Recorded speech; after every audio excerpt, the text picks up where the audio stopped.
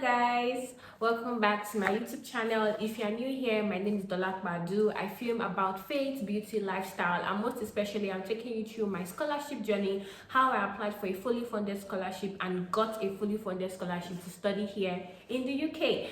So if you're subscribed to my channel, thank you so much for subscribing. I'm really grateful. And if you have not subscribed, please click that subscription button. Thank you very much. So in my last video, which was a part 1 of explaining how I got a fully funded scholarship and steps that you can take to also get a fully funded scholarship, I gave 3 steps and I promised I was going to do a part 2 of that video, and this is the part 2 of the video.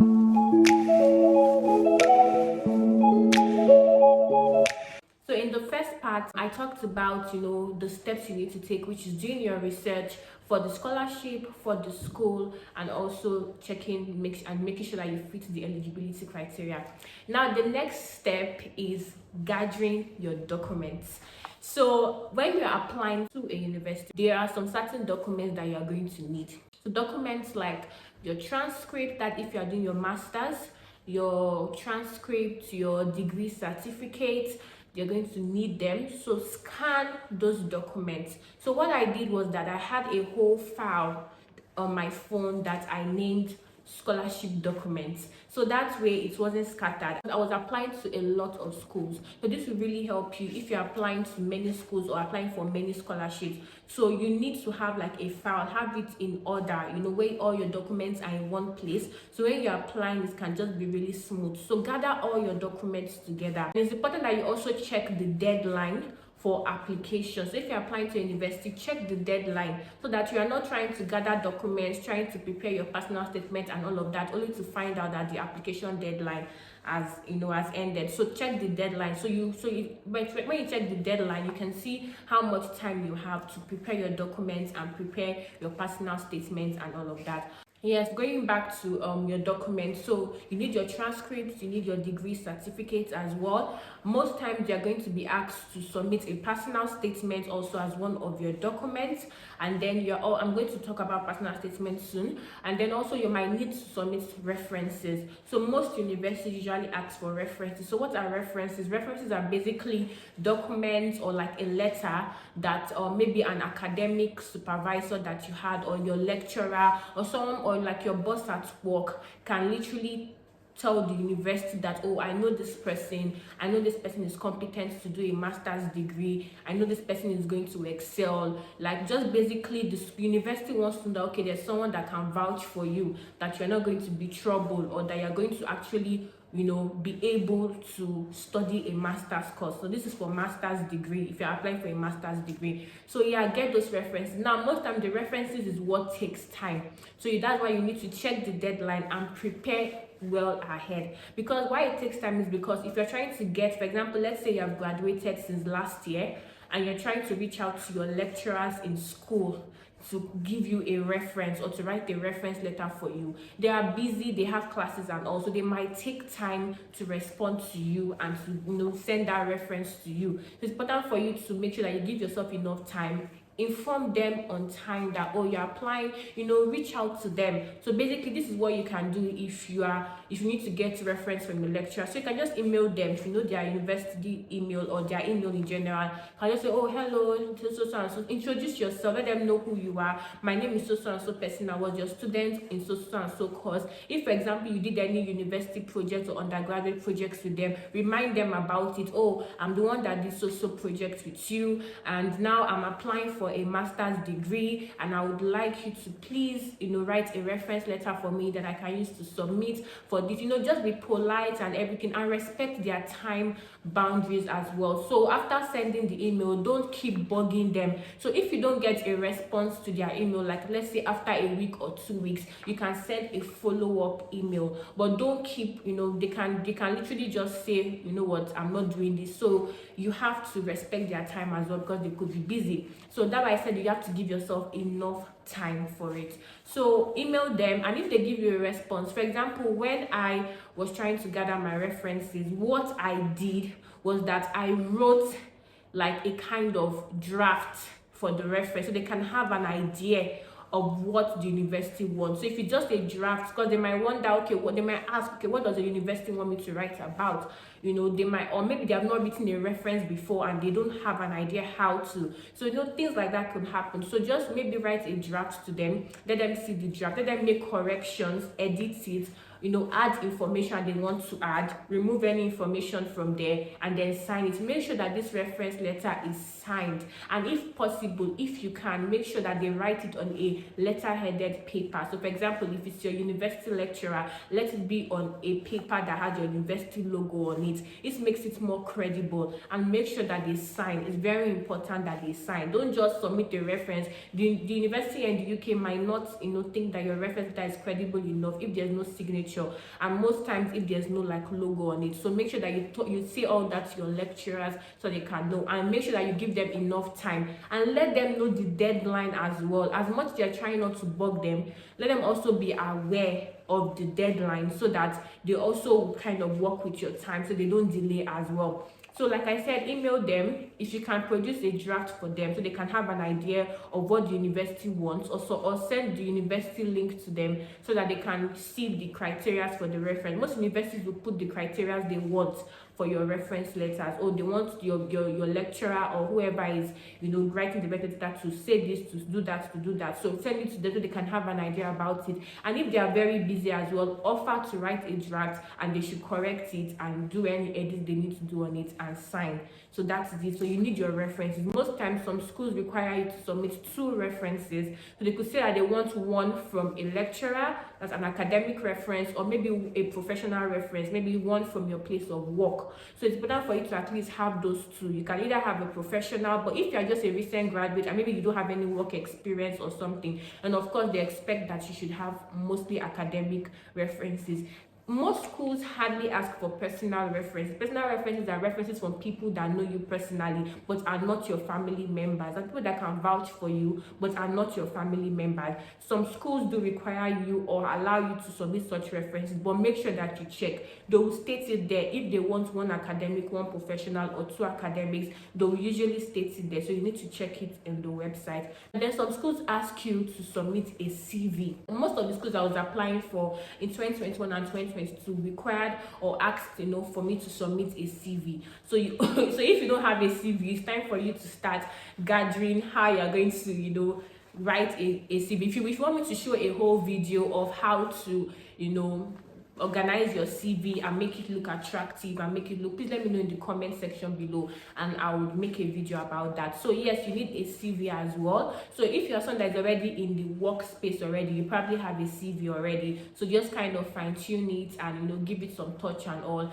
and you can submit that as well. So these are the major documents that you are probably going to need to upload. Now different schools may have their different things that they want, but just make sure that you see, once you start applying, once you create an account with the university after your application process, you will see all the documents they require you to upload. So that gives you enough time to gather all your documents. So it's important for you to gather your documents. So that's the 4th step. Now the 5th step now is to prepare to write a good personal statement. So a personal statement is a document that you're also going to be required to upload as well when you are applying for a school. So some schools will say, or some universities will say, like in the UK, will say for you that you should submit a personal statement for admission for the course you want to study. And then when you are now applying for the scholarship from that school, or if it's a government scholarships, they have their own websites. They have their, like Commonwealth Evening,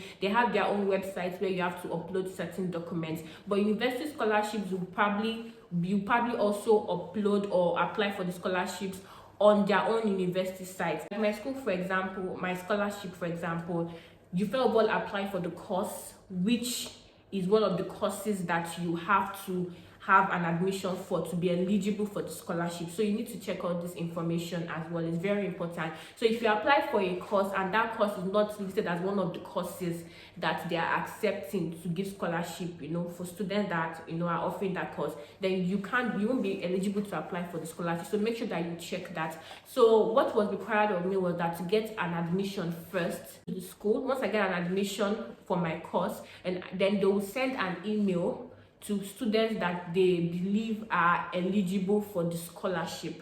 So they will send you an email and say, okay, fine, we've gone through your application and we see that you're eligible to apply for social scholarship. So here is the link to apply. They might send you an email, something like that. So it's important for you to know what is the process like for a university. That's if the university scholarship. What is the process like? Do you need to get an admission first? Then when you get an admission, you can apply for the scholarship, or can you apply for the scholarship even while waiting for a response about your application? So that is, even after applying, can you also applying for the course, can you also apply for the scholarship as well simultaneously? So different schools have their different, process, and also it's better for you to also check that and be sure. So how can you have a good personal statement? So first of all, always start with a story. You see, this story thing, if you know, I always tell people, like, don't just jump right to it. Oh, I want to apply for so and so. No, that's not the way it goes.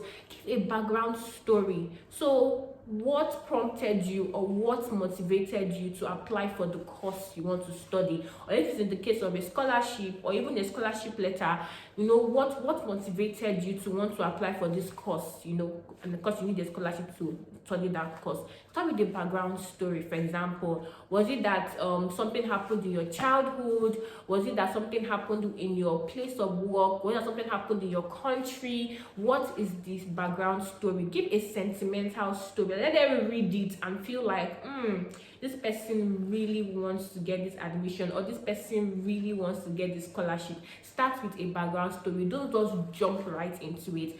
And as you are doing that as well, now talk about the skills that you have. Now this is where you have to sell yourself. See, I cannot overemphasize this enough. Sell yourself. There are thousands and millions of people applying for this course in the university, especially if it's like a top 10 school in the UK, like Oxford, Cambridge, and all that. They don't just give admission like that. That you literally have to be like top tier. Do you get what I'm saying? So there are so many people applying for this university. So if you want to be considered, you have to sell yourself. What skills do you have? What skills did you gain while you were in undergrad school? What kind of activities were you involved in? Were you involved in research? Were you involved in quizzes, in competitions? Were you the class leader? Were you your course leader when you were in undergraduate school? Like, think of things that you have done, things that you can use to sell yourself, and then know that, okay, this person that is applying is not just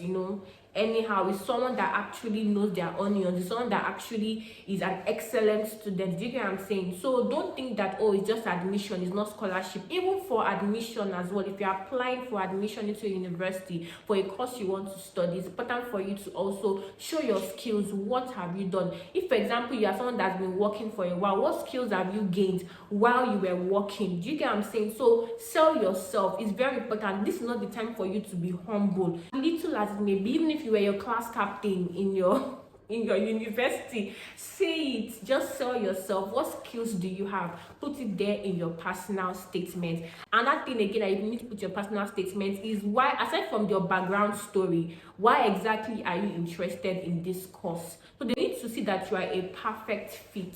You need to see that, okay, you are not just applying because you want to japa or because you want to leave the country, but you actually have a desire or a passion for the course you want to study. For example, when I was applying for public health, I talked about the fact that I've worked in a medical health facility in Nigeria, and I've seen the way the public health system is, and it has motivated me to want to do something about it, to try and make my own quota of contribution to the public health system, most especially the reproductive health system in my country. Like, talk about what has motivated you to want to apply for that course. They can easily tell when you are not applying for a course you are passionate about from your personal statement. That's why a personal statement is important. It's a personal statement. You are telling the school why they should give you an admission and why you are passionate about the course that you are applying for. So that is also important for you to include in your personal statement. And that is also important for you to also include is why that university. So why are you applying? So out of all the universities in the UK, why is it that university you're applying to? Now this is where they always catch people, because some people will use the same personal statement to apply for 10 schools. Haba. Of course, they are going to know because it is too generalized. That's why applying for courses in the or for university in the UK, applying for scholarship is not a, let me tell you, I spent, before I really got a handle, I spent about 3-4 months before I really started applying. I gave myself that time to prepare my personal statement, to prepare my documents. It took me about 3-4 months to do that. So it's not that you rush and do, because they will tell. Except maybe just a university that is literally probably just, not, doesn't really care, which is rare in the UK. So you need to make sure that you like, let it be specific that this is the school I want. I won't even lie, guys, once, my first time applying for university in the UK, this was the mistake I made. So I put the university name. Funny story, I wrote a personal statement, so I put the university name that, okay, I'm applying to so university because I believe that is the top, so and so in the UK, and they have like they are very, very open to international students, the city is safe, blah blah blah. I now applied for another university without editing, without even thinking twice. I now apply for that university with that personal statement, and that personal statement had the name of the previous university I had applied to. Guys, I felt so stupid, to be honest. After I've clicked submit, I was like, oh my god, what did I just do? Like, literally. And that's why it's important, because once they see that, they already know that this person was just applying randomly, so it doesn't give you a high chance of getting an admission. So please and please and please, don't generalize your personal statement. Make it specific for the university. That is the work you have to do. I'm sorry, it takes work, it takes time, but if you want to get the end result, you just have to put in that work and that time. So make your personal statement specific. So why that particular university out of 100+ universities in the UK? So that's when you have to now sell the university, not like sell per se, but like now make their head swell, this university is top, so and so, I like it because it is the best university that is offering this course. So for example, let's say maybe that university is the only university offering that course you want, put it down there. Maybe that, for example, now my university, they have the best students union in the whole of UK. Put it there that, because the university has the best students union and they're open to international students, they have a very, very open heart for diversity. Talk about it, and this shows them, okay, you really, really chose their university out of other universities. And of course, give a conclusion as well. Conclude with why you would be the best candidate and the best applicant for that university. Now, for your personal statement to apply for your university, and which you can also use for your scholarship depending on the university's process, give someone else to vet and read. That's another mistake I made in 2021 when I was applying for scholarships and applying for universities. So in my head, I felt, I've written a superb personal statement, is lit and all of that, but it was lit only in my own eyes because nobody else read it. So of course, people have different views and opinions. So give a second person, a third person, let them read it, let them vet it. When if they now say, this is fine, then you're good to go. But don't just say, my personal statement is fine, and you just submit it like that. Have someone that will read your personal statement, proofread it. They'll also be able to check if there's any grammatical errors or mistakes that you probably skipped or something when you were writing your personal statement. So please and please, it's very important. Don't make the same mistake I made then. Give someone to vet it for you. And if now, this I've not decided yet, but what I'm thinking of doing is to open up some slots to kind of proofread and vet people's pack. I've been getting this request a lot from people to read through their personal statement, proofread it and edit it. So I'm going to deliberate on it and think about it, because school and all, I might not have that time, but I'm going to think about it. So I'll probably have a link where you can literally apply, or you can make a request for me to proofread or go through your personal statement or your scholarship letter. It might not be free, so know that, because it's my time. Basically, it's going to take a lot of time for me to go through it. I might also give you the opportunity to schedule one-on-one meetings or like online sessions with me, so that I can give you some more breakdown about how you can write a good personal statement and scholarship letter. Just watch out for it. I would let you know. I really want to help as many people as possible, but I can't give all of my time, so there'll just be like limited slots that I will be able to give. And then the final point, which is for me is one of the most important, is pray. They say their faith without works is dead, but works without faith is worse than dead. So pray. I'm a believer, I'm a Christian, and I believe in God. I believe in prayers. Because for 1,000 or more people to apply for a scholarship or for a university, and for you to be selected out of that 8,000, it takes grace, it takes favor. So I do not underestimate the power of prayer. So this is my final point. You have done all that you can. You have checked eligibility criteria, you fit it, checked. You have applied for the school, you have seen you have got your personal statement, your documents, you have applied for the university, and now you are in that waiting period. In that waiting period, you are waiting for answers. Pray. Pray. There's nothing God cannot do. That is the end of my video today, guys. Thank you for watching the part 1 and for watching the part 2. This video has helped you. If you have gained some form of knowledge or insight or wisdom from this video, please like it. Please share to someone that you also know would benefit from the information I've shared here, and please kindly subscribe to my YouTube channel. Thank you guys so much for watching. I'll see you in my next video. Till next time, bye.